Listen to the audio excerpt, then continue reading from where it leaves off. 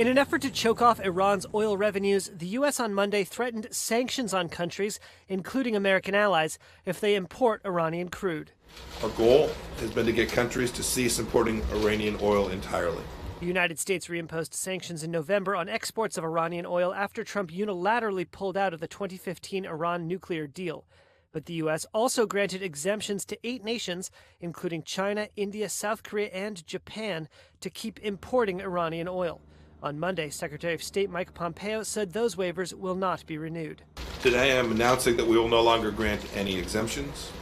We're going to zero. The news quickly sent crude prices to a 6-month high, and the Trump administration was just as quick to try and calm fears of tightening oil supply.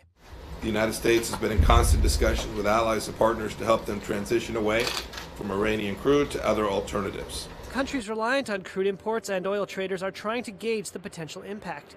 The market is somewhat skeptical of the idea that the U.S. has this all worked out. Reuters U.S. commodities editor David Gaffin.